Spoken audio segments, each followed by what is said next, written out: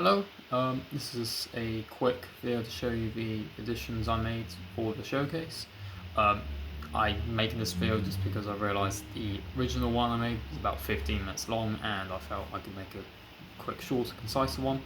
I'll keep the original one up just so you can see that's the same content, just modified so that it's a short video, so it doesn't waste your time. So there's three things I'm going to address in this. Two of them are new, one of them I feel like I just forgot to mention. If I did, I apologise. The first one, as based on your suggestions in the Vivo, I've got it so when the wide camera detects a person, it moves the narrow camera, or it tells the narrow camera its position, so it points towards it. That way, instead of just activating it as previous was, it notices the person and tracks it. It is based on the largest boundary box in the basis that will be the closest person towards the device, which I thought was the most appropriate thing to be the first thing to track.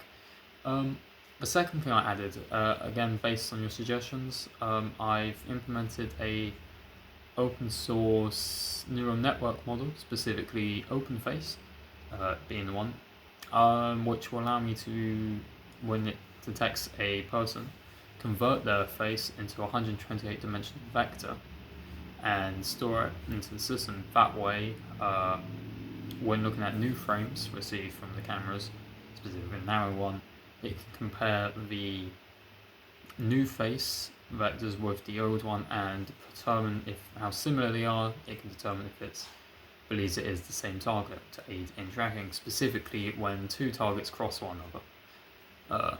So I'm just going to have a run in, and 3, 2, 1. So the big box is for the wide angle, and the small is for the narrow, and if I introduce it to the wide, it should cause the narrow to point towards me. And there we are, yeah. And you can see what it does is, it's what's my face. So now I'll show the face models. I'm going to introduce a cardboard cutout to help with this. So let's go to that one.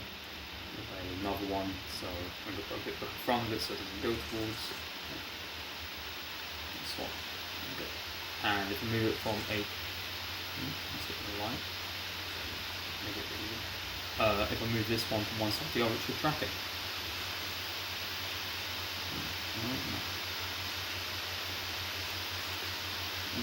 Don't know how the problem is now.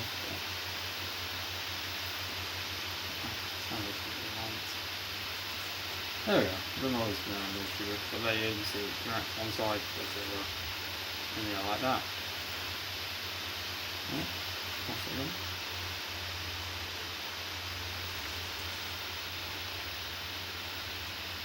Yeah, it's not a flawless system, but it works a bit better than the previous the tracking. And so yeah, and the final thing I was going to show you real quick. Well, I'll show you. Just a quick note. Just copy this. Faster if I pre-copy that. So I changed it so instead of basing tracking solely on the score of movement, it determines who to track based on the position as well as the closeness resemblance of the current face to the previous stored face. And that's at a ratio of, it's a bit hard to focus in the yellow, change it, of 4 to 6, as it says. So it's more weighted to follow the face it previously remembered than the position. Okay, and final quick thing, one last thing, just go to File Explorer.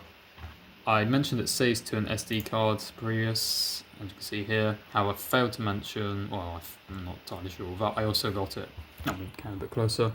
So it writes the date and time in which the pictures were taken. It's a bit awkward to read, but as soon as we look at this top one here, you can see I'm recording this video on the 10th of the 5th, 2026.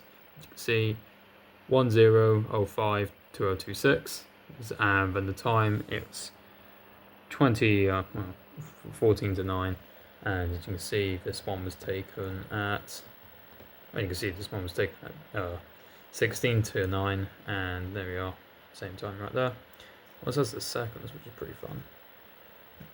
So yeah, and that was it. Thank you.